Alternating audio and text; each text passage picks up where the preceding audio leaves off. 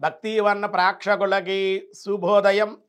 16/3/2025 స్వస్తి శ్రీ చాంద్రమానం క్రోధినామ సంవత్సరం ఉత్తరాయణం శశఋతువు పాల్గొన మాసం కృష్ణపక్ష బహుళ విధియ ఆదివారం. విధియ ఉదయం మధ్యాహ్నం 2:51 వరకు, అస్థానక్షత్ర ఉదయం 10:05 వరకు, వర్జం సాయంత్రం 6:57 నుండి రాత్రి 8:43 వరకు, దుర్ముహూర్తాలు సాయంత్రం 4:30 నుండి సాయంత్రం 5:18 వరకు కూడా దుర్ముహూర్తాలు. సూర్యోదయం 6:12, సూర్యాస్తమయం 6:06. అమృత గడి తెల్లవారుజామున 5:43 నుండి 6:53 వరకు, రాహుకాలం సాయంత్రం 4:30 నుండి 6 గంటల వరకు కూడా రాహుకాలం. శుభ సమయం లేదు ఈరోజు. వృద్ధియోగం మధ్యాహ్నం 1:24, గరంజి ఉదయం 2:51, వని తెల్లవారుజామున 3:54. ఈరోజు దినారంభ చక్రంలో ముందుగా మేషరాశి. అనేకమైన ఇబ్బందులు, మతిస్థిమితం లేకపోవడం, అధైర్యంగా ఉండడం, అశాంతి. వృషభ రాశి వారికి భార్యాభర్తల మధ్యన మాటామాట పట్టింపులు, కుటుంబ సమస్యలు, ధనం విషయంలో చికాకులు, ధనం చేతికి అందక ఇబ్బందులు పడే అవకాశం.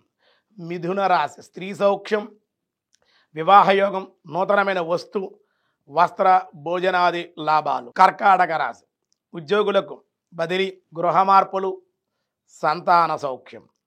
సింహరాశి అవమానకరమైన సంఘటనలు, బంధుమిత్ర విరోధాలు, కానీ ధనం ఏదో రకంగా అందే అవకాశం. కన్యారాశి పాత బాకీలు వసూలవుట, ప్రతి విషయంలో కోపంగా ఉండట, దానివల్ల చికాకులు ఉండే అవకాశాలు ఉన్నాయి. తులారాశి ఇతరులతో విరోధాలు, ప్రయాణాలు వాయిదాలు, గృహ మార్పులు. ధనస్సు రాశి దేవతా కార్యాల్లో పాల్గొనే అవకాశం, వివాహ విషయాలకు ముందడుగు వేసే అవకాశం. మకర రాశి కోర్టు వ్యవహారాలు లాభము, సంతాన సౌఖ్యం, భూలాభాలు. కుంభరాశి అధిక శ్రమ, అనంతర లాభాలు, పేరు ప్రఖ్యాతులు, బంధువుల రాక. మీనరాశి జాయింట్ వ్యాపారాల వల్ల నష్టము, చిరు వ్యాపార లాభాలు, దేవాలయ దర్శనాలు. విష్ణుదాసంలో ఏం చెప్తున్నారో చూద్దాం.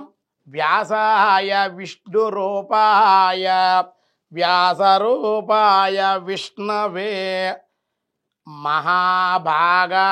నిన్న మహీధరాయ నమః అనుకున్నాం, ఈవేళ మహాభాగ. ఓం మహాభాగాయ నమః. గొప్పదైన నిధి అని అర్థం, నిధి అని అర్థం. రాముడు పుంసా మోహన రూపాయ అన్నారు. పురుషులకే స్త్రీలకే చాలా మోహం. అటువంటి రాముడు పురుషులు కూడా మనకన్నా అందంగా ఉన్నాడు. అయిన పురుషులకే మోహం కలిగేది, రాముని చూస్తే ఋషులకి అది కూడా. అంటే అంత అటువంటి భగవంతుడు మోహనాకారుడు, సమ్మోహనాకారుడు కాబట్టి సౌందర్య నిధి అన్నమాట ఆయన. శ్రీకృష్ణుడు మన్మధుడే చాలా అందంగా ఉంటాడు. అటువంటి మన్మధుడు తండ్రి విష్ణు నారాయణుడు కదా.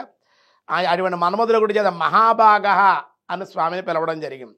మిగతా విషయాలు రేపు చూద్దాం. ఈరోజు స్వస్తి.